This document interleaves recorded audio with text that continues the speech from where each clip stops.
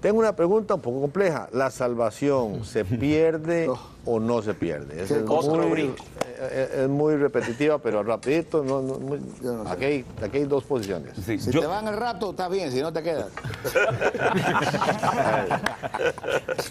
Para mí solo con leer, Luis, ¿qué piensas? Para mí solo con leer San Juan capítulo 3, versículo 16, el versículo más famoso del mundo, queda claro.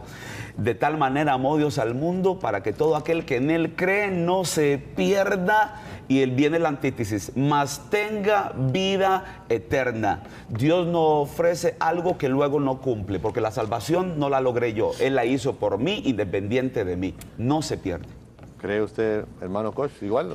Sí, yo prácticamente creo que realmente, yo a veces digo, hay un texto que estoy buscando en hebreo, creo que dice algo como que da a entender como que sí se puede perder, por eso algunos se apoyan allí, pero yo creo que una vez que uno entró y aceptó, nadie te va a estar borrando, como que dice alguien, te escribe Dios en el libro y te anda borrando. Yo creo que lo que hayas creído y aceptaste, eso se hizo real ese momento. El libro de la vida. Hermano Delgado, usted... Yo creo, estoy en desacuerdo con ambos.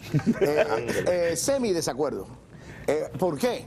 Porque está claramente que en los tiempos finales se va a acentuar la apostasía. Apostasía es una palabra griega que quiere decir desprenderse de algo. Apostatar de la fe es desprenderse de la fe. Quiere decir que una vez yo estaba agarrado y me he desprendido.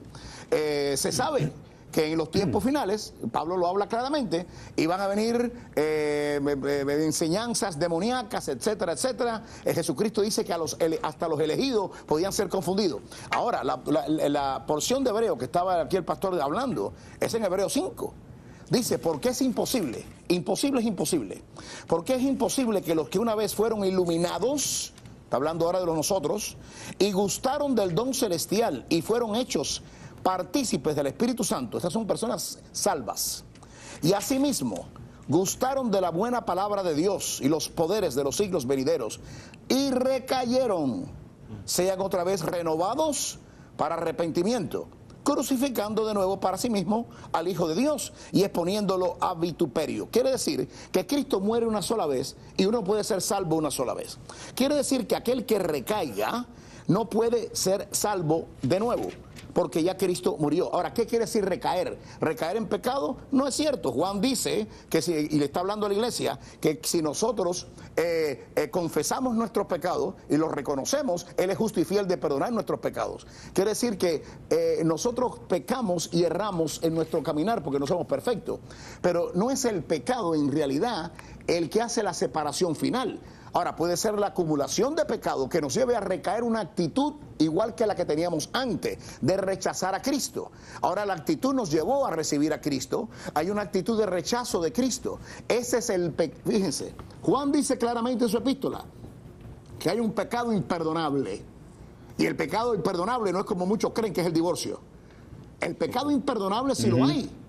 Y por eso dice, por ellos no oren.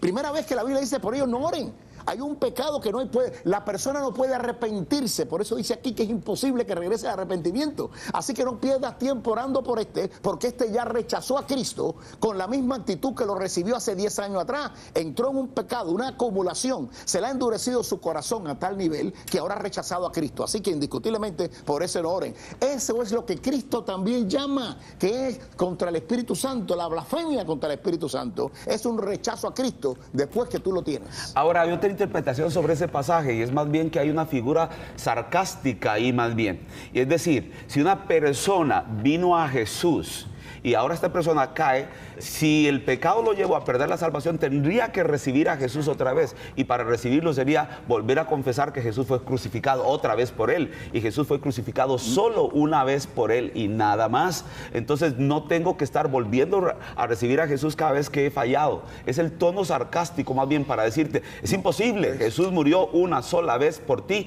y nada más. Exacto. Quedas sellado eternamente y para siempre. Exacto. La salvación es una sola vez. Nosotros tenemos que arrepentirnos del pecado.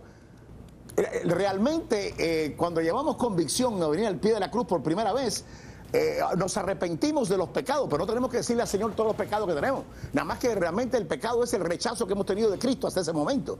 Después que recibimos a Cristo, esos pecados son perdonados. Pero así como fallamos, ahora sí tenemos que confesar ese pecado específico, pero no volver a ser salvo.